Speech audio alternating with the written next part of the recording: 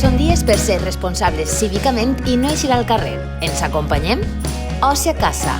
Cada dia, matí i vesprada, una nova proposta a les xarxes socials de l'Ajuntament per part dels diferents serveis municipals. Pots participar? Puja al teu perfil la teua proposta, etiqueta'ns i usa el hashtag #OciACasaPicassent. Compartim totes i tots este temps de quarantena.